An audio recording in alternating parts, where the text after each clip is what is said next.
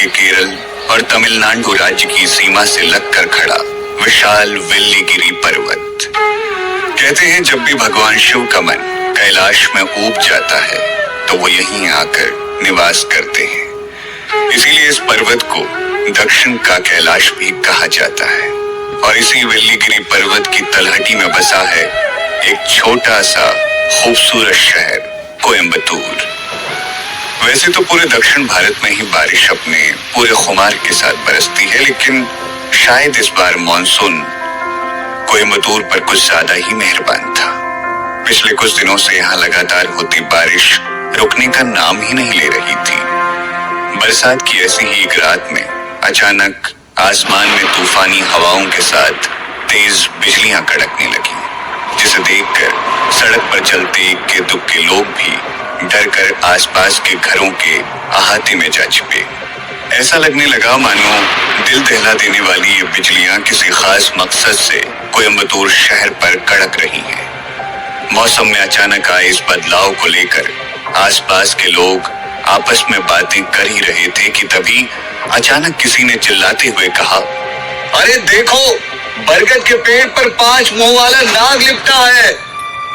उस आदमी की बात सुनकर वहां मौजूद सभी लोग चौंक गए। तभी भीड़ में से किसी दूसरे आदमी ने हंसते हुए कहा, अरे भाइयों, लगता है आज इसने फिर से चढ़ा रखी है। आज के जमाने में एक मुंह वाला नाग दिखाई नहीं देता और इसे 5 मुंह वाला नाग दिखाई दे रहा है। उस दूसरे आदमी की बात सुनकर वहां खड़े सभी लोग ठहाका मारकर हंसने लगे, लेकिन तभी अचानक आसमान में एक जोरदार धमाके के साथ बिजलियां कड़की और उस बिजली की रोशनी में बरगद के पेड़ पर लिपटा हुआ 5 मुंह वाला दिव्य नाग साफ साफ दिखाई देने लगा। हालांकि उस पुराने बरगद के पेड़ की सबसे ऊंची डाली पर लिपटा हुआ वो नाग जख्मी था और उसके 5 फनों से टपकता हुआ खून उस बरगद के फलों में रिस रहा था, लेकिन फिर भी अपने 5 फन गर्व से फैलाए तकरीबन 20-22 फुट की लंबाई वाला स्याह काले रंगों का वो 5 फनों वाला नाग देखने वालों को दूर से ही अपनी दिव्यता का अनुभव करवा रहा था। अपने सामने का नजारा देख वहां मौजूद लोग उस बरगद के पेड़ के नीचे इकट्ठे हो गए। उनमें से कुछ तो उस 5 मुंह वाले नाग को देखते ही घुटनों के बल बैठकर उसकी दिव्यता को प्रणाम करने लगे, तो वहीं कुछ नौजवान उस नजारे को अपने कैमरे में कैद करने के लिए मोबाइल फोन ढूंढने लगे। लेकिन इससे पहले कि वो लोग आंखों को अचंभित कर देने वाले उस नजारे को अपने कैमरे में कैद कर पाते, वो दिव्य नाग एक छोटी सी दिव्य ज्योति में तब्दील हो गया। तभी एक बार फिर से आसमान में तेज बिजलियां कड़की और अचानक वो दिव्य ज्योति गोली की स्पीड से उड़ती हुई पास ही के एक छोटे से घर की तीसरी मंजिल पर बने कमरे में दीवान पर सोए शिवा की दोनों आंखों के ठीक बीचों बीच जा समाई। शिवा का शरीर पिछले 2 सालों से कोमा में था और इस दौरान उसकी हालत में किसी भी तरह का कोई सुधार नहीं हुआ था, लेकिन जैसे ही वो दिव्य रोशनी शिवा के शरीर में समाई तो उसके शरीर में हल्की हल्की हलचल होने लगी और वो कोमा से बाहर आने लगा। एक तरफ शिवा का शरीर धीरे धीरे कोमा से बाहर आ रहा था और दूसरी तरफ शिवा का दिमाग भी अपनी चैतन्य अवस्था में लौट आया था। भले ही उस वक्त शिवा उठकर खड़ा नहीं हो पा रहा था, लेकिन फिर भी वो अपने आसपास होने वाली हर गतिविधि को महसूस कर पा रहा था। उसने मन ही मन खुद से कहा, क्या मैं सच में फिर से धरती लोक पर लौट आया हूं? ये कमजोर और निर्जीव सा शरीर, क्या सच में ये मैं ही हूं? लेकिन मैं तो बहुत समय पहले कोमा में चला गया था।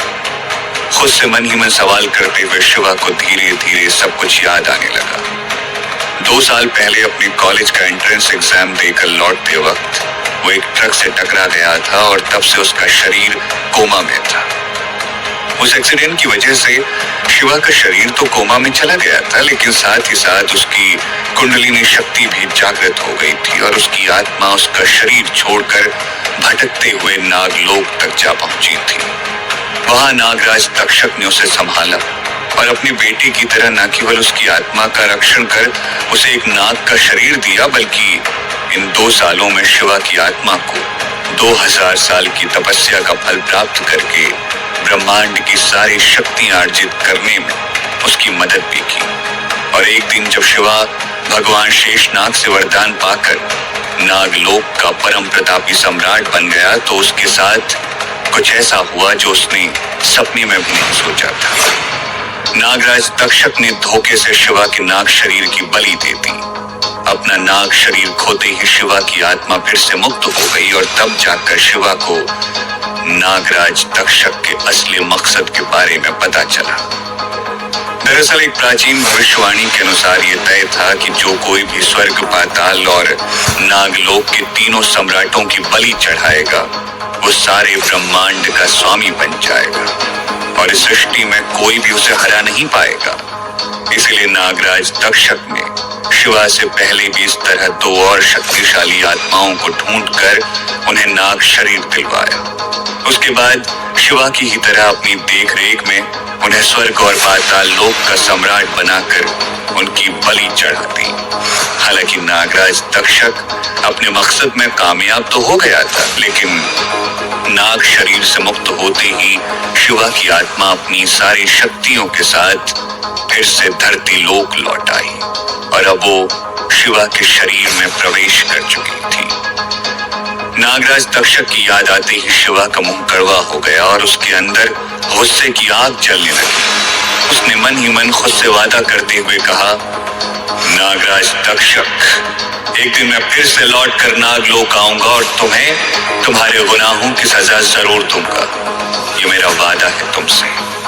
इतना कहकर शिवा ने धीरे धीरे अपनी आंखें खोली और अपनी धुंधली नजर से अपने आसपास के माहौल का जायजा लेना शुरू कर दिया।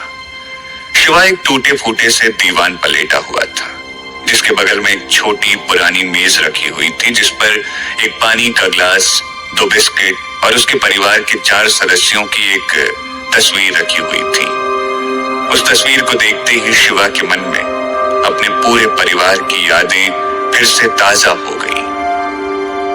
यहाँ के लोगों का मानना था कि अग्निहोत्र ब्राह्मण कुल में जन्मे शिवा के पूर्वज भगवान धन्वंतरी से प्राचीन आयुर्वेद और औषधियों का ज्ञान प्राप्त करके यहाँ आकर बस गए और आदिकाल में उन्होंने यहाँ एक आयुर्वेदिक चिकित्सा केंद्र स्थापित किया जो आज भारत का सबसे बड़ा आयुर्वेदिक अस्पताल है। अब ये कहना मुश्किल है कि इस कहानी में कितनी सच्चाई थी, लेकिन इस कहानी की वजह से आज भी शिवा के पूरे खानदान का अच्छा खासा नाम था। हालांकि खानदान का बड़ा बेटा होने के नाते शिवा को इस समृद्ध और इज्जतदार शास्त्री खानदान का उत्तराधिकारी होना चाहिए था, लेकिन इस सब के विपरीत उसका बचपन सिर्फ गरीबी, तिरस्कार और अपमान में ही बीता था। शिवा के दादाजी के आदेश के अनुसार उसके पूरे परिवार को घर के साथ साथ शास्त्री खानदान से भी बेदखल कर दिया गया। शिवा के चचेरे भाई भास्कर शास्त्री ने शिवा पर हमला किया, जिसकी वजह से उसके पूरे शरीर को लकवा मार गया। ऐसा न जाने कितना कुछ हुआ था शिवा के अतीत में, जिसे याद करते करते शिवा की आंखें भर आई। तभी अचानक शिवा को बाहर के दरवाजे का ताला खुलने की आवाज सुनाई दी और उसका ध्यान टूट गया।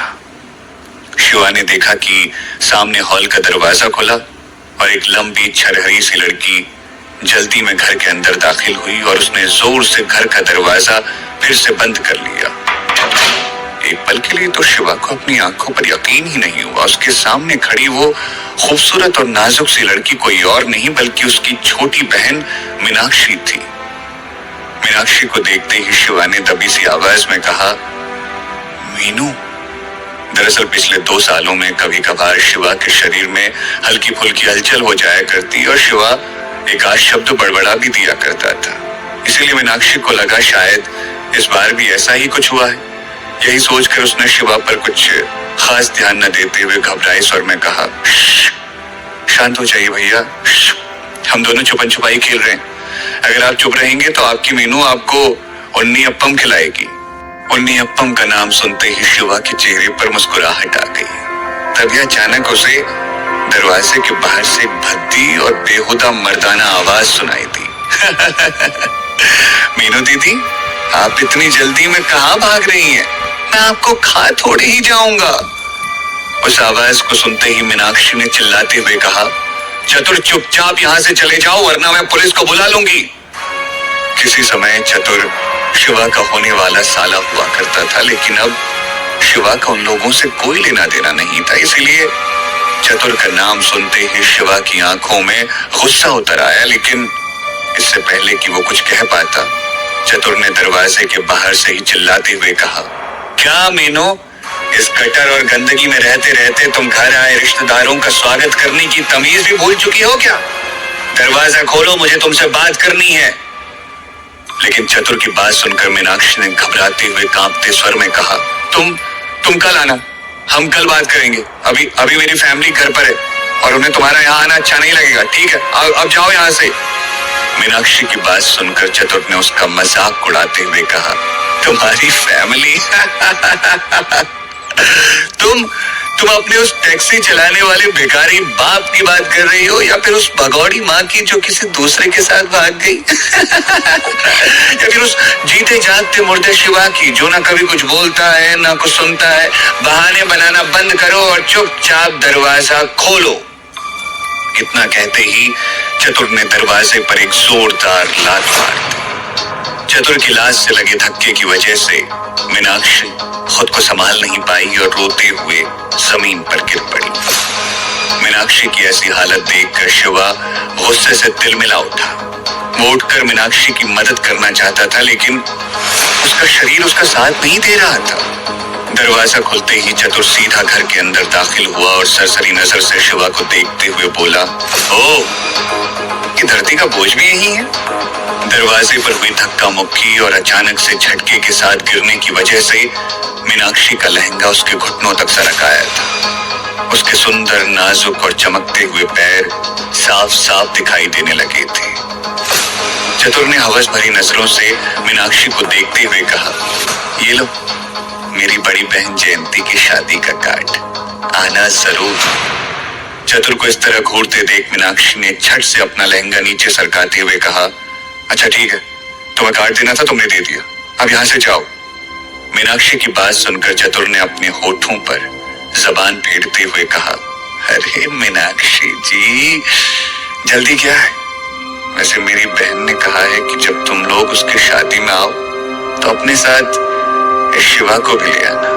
क्या पता इसी बहाने समाज में तुम सबकी वापसी हो जाए, या फिर क्या पता दीदी की शादी देखकर तुम्हारा ये भाई ठीक हो जाए।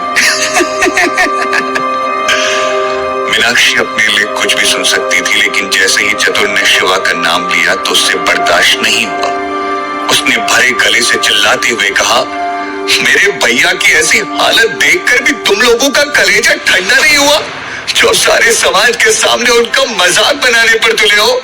निकल जाओ यहाँ से, हमें से कोई भी तुम्हारी बहन की शादी में नहीं आएगा। इतना कहते कहते मीनाक्षी की आंखों में आंसू भर आए, जिसे देखकर चतुर ने उसे ताना मारते हुए कहा, ओहो, देखो तो जरा भाई बहन का प्यार कितना गहरा है। वो तो मेरी बहन ने तुम्हारे इस जिंदा लाश भाई को माफ करने का मन बना लिया है, वरना हम तो खुद नहीं चाहते थे कि तुम में से कोई भी वहां आए। कान खोलकर सुन लो, चुपचाप शादी में आ जाना और साथ में मेरी बहन के कन्यादान में देने के लिए कम से कम 1 लाख रुपए तक के तोहफे लेकर आना, वरना। चतुर के मुंह से 1 लाख रुपए के तोहफों की बात सुनते ही मीनाक्षी के पैरों तले जमीन खिसक गई। उसने गुस्से में तिलमिलाते हुए चतुर से कहा, 1 लाख रुपए के तोहफे? किस बात के तोहफे? हाँ, तुम लोग अपनी हद पार कर रहे हो। मेरे भैया और तुम्हारी बहन की शादी तो बचपन में ही तय हो गई थी, लेकिन आज वो मेरे भैया से रिश्ता तोड़कर उन्हीं के चचेरे भाई भास्कर से शादी करने जा रही है। क्या वो काफी नहीं था जो अब तुम हमसे 1 लाख रुपए के तोहफे भी मांग रहे हो? भूल गए जब तुम्हारी बहन बुरी तरह से बीमार थी और मेरे भैया ने अपनी जान पर खेलकर उसकी जान बचाई थी? उस एहसान का बदला चुकाना तो दूर, तुम लोग तो इंसानियत की हद भी पार करते जा रहे हो। मुझे तो तुम्हें अपना रिश्तेदार कहते हुए भी शर्म। इससे पहले कि मीनाक्षी अपनी बात पूरी कर पाती, चतुर का गुस्से का पारा चढ़ गया और उसने बिना कुछ सोचे मीनाक्षी के गाल पर जोरदार तमाचा जड़ दिया, जिसकी वजह से मीनाक्षी लड़खड़ाकर जमीन पर गिर पड़ी। कि अपने सामने मीनाक्षी को इस तरह पिटते देखकर उसे बचा पाएगा शिवा, या फिर चतुर कर देगा जुल्म की सारी हदें पार। आखिर ऐसा क्या हुआ था शिवा के अतीत में? आखिर क्या रहस्य है नागलोक का, और कौन सी शक्तियां मिली हैं शिवा को? जानने के लिए सुनिए इस रीबर्थ ऑफ अ डिस्ट्रॉयर।